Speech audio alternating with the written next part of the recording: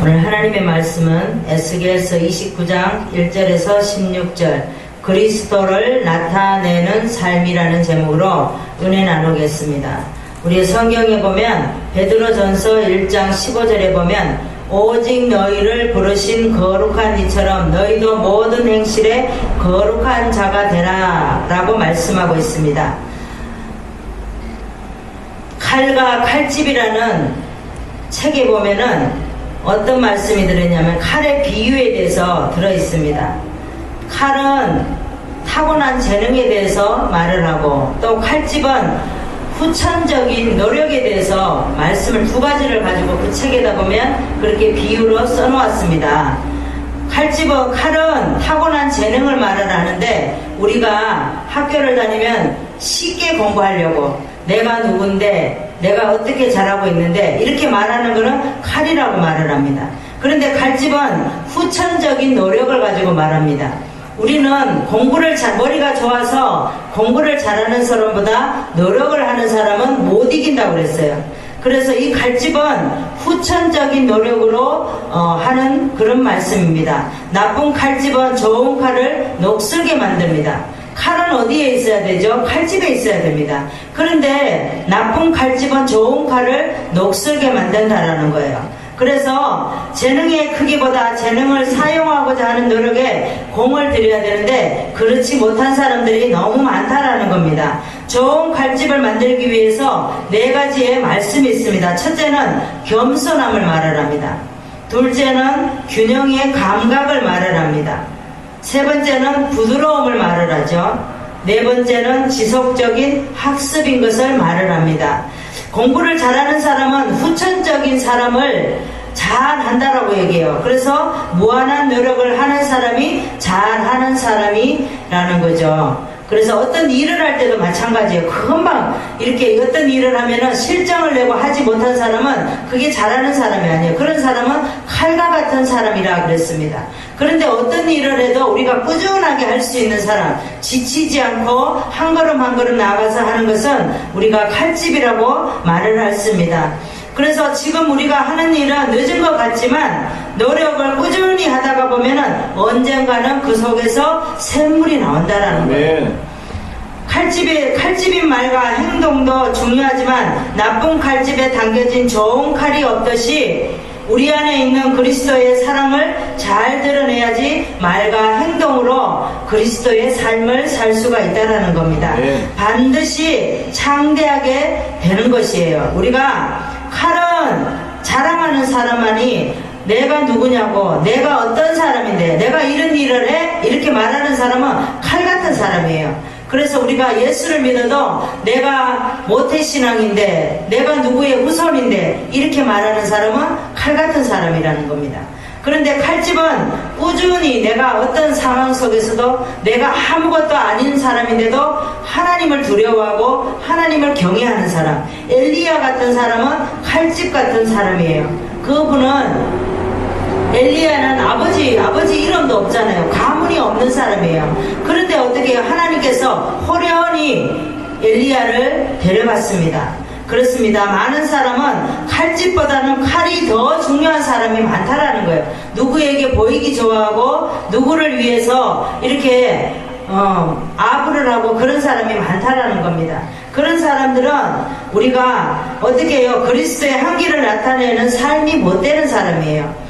그래서 우리는 칼보다는 칼집의 역할을 해야 된다는 거죠. 지금 이 순간도 쓰러지려고 하는 사람들을 일으켜 줄 수 있는 사람, 그들의 손을 잡아줄 수 있는 사람, 그들이 정말 먹을 것이 있나 없나 그들을 위해서 우리가 그들이 굶고 있는지 먹고 있는지 그들을 생각하고 바라볼 수 있는 그런 사람들은 칼집 같은 사람이라는 거죠. 오늘 본문에 보겠습니다. 오늘 본문에 보면 애국을 심판하는 이제 애국과 동맹국들에게 심판을 선언하는 그런 말씀이에요. 그래서 왜 애국을 심판하는가? 그리스도의 삶을 드러내지 않으니까 애국왕 바로가 어떻게 해요? 자기를 위해서 사는 거예요. 그러니까 애국은 세상을 말하는 거예요. 세상에 많은 것들이 있습니다. 그런데 세상은 누리는 걸 말합니다. 우리가 세상에 속하면은 자꾸만 누리려고 해요. 그래서 바로는 어떻게 해요? 많이 가졌음에도 좋은 나라임에도 불구하고 애굽이 엄청 큰 나라잖아요. 그런데도 자기는 자꾸 세상에서 누리려고 하고 자기를 위해서 살려고 하고 자기가 스스로 악어라고 말하고 자기가 스스로 뭐라고 말하죠? 이 강은 내 것이라고 말하는 사람이 바로 애굽의 왕 바로입니다. 그래서 애굽에서 나오라고 창세기에 보면 하나님께서는 애굽에서 나오라고 말을 합니다. 왜? 애굽은 누리는 세상이기 때문에 우리가 거기 있으면 안 된다라고 말합니다. 네. 거기 있으면 그리스도를 나타내는 삶이 못 되기 때문에 우리 보고 나오라고 말하는 거예요. 하나님은 바로 왕을 멸망시킨다고 말을 합니다. 애굽을 멸망시킨다고, 애굽 땅을 또 멸망시킨다고 하나님께서 말씀을 하고 있습니다.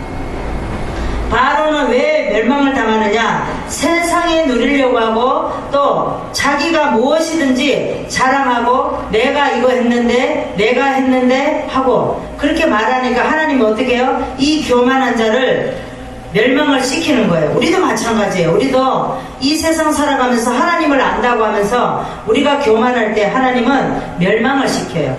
근데 심판이 끝이 아니라 분명히 언젠가는 회복을 시켜주신다라는 거죠. 네. 그러면 우리가 왜 그리스도를 나타내는 삶을 살아야 되는지 첫 번째 말씀을 보겠습니다. 3절에서 4절의 말씀. 세상 가운데 있으면 심판하시니까 그리스도를 나타내야 합니다. 3절에서 4절의 말씀을 보겠습니다.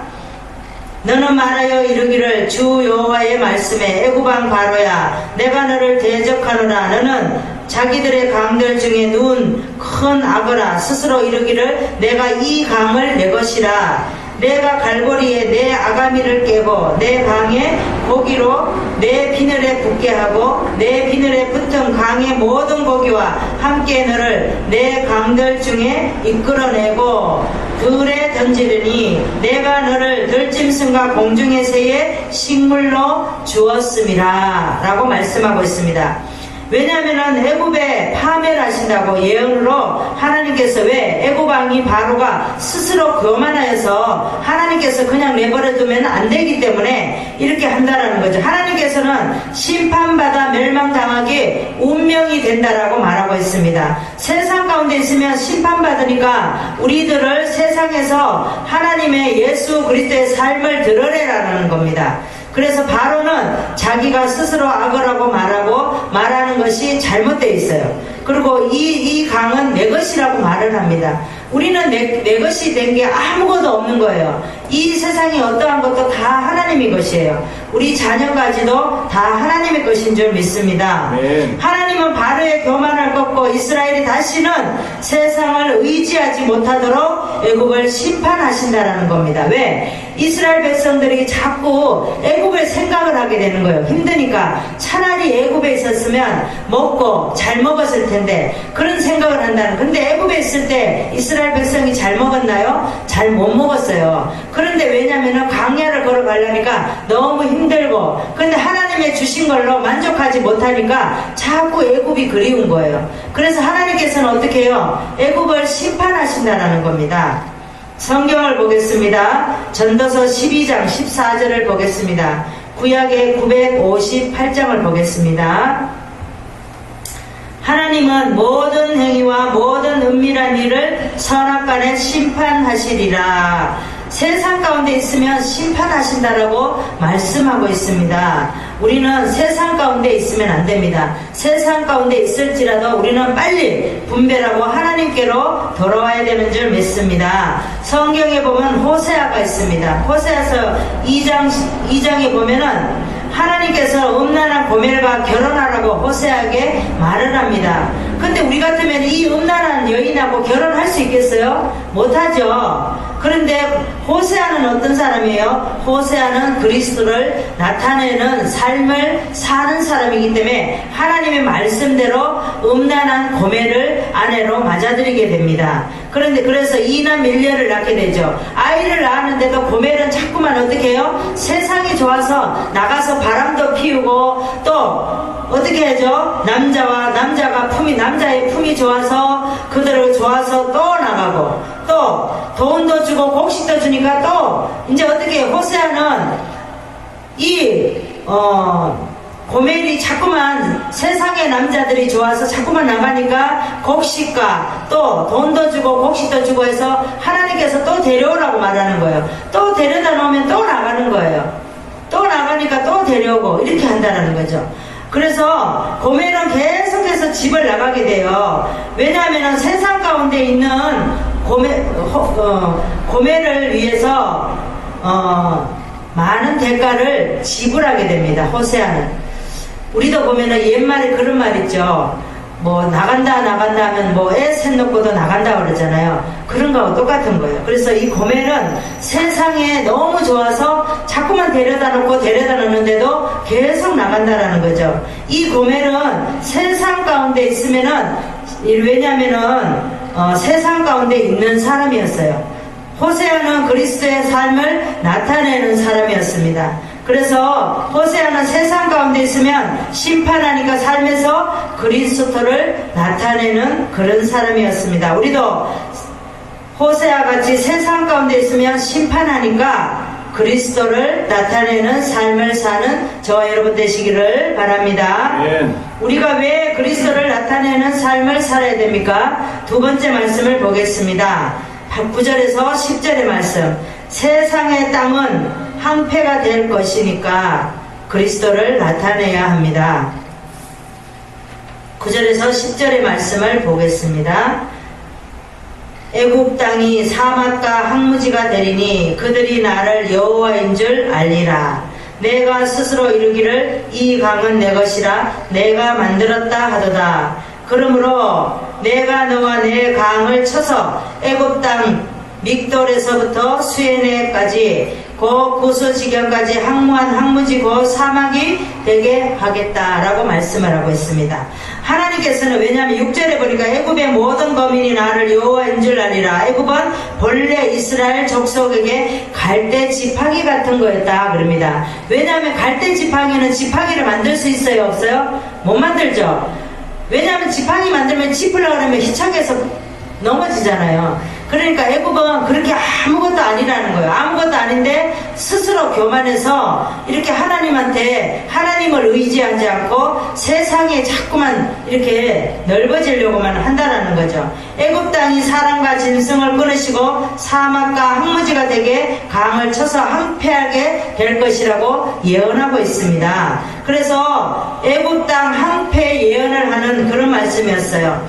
세상의 땅은 황폐가 될 것이니 그리스도를 나타내는 삶을 살아야 됩니다. 그런데 애굽 왕은 어떻게 했어요? 하나님을 의지하지 않았습니다. 그리스도의 삶을 드러내지도 않은 사람이 바로 바로왕이에요.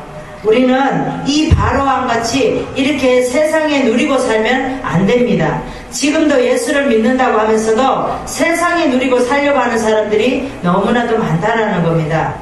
지금 이렇게 바깥에 나가서 얘기를 들어보면 예수 믿는 사람이 교회를 안 나가고 집 안에서 텔레비를 보고 예배를 드리는 사람이 너무나도 많다고 그래요.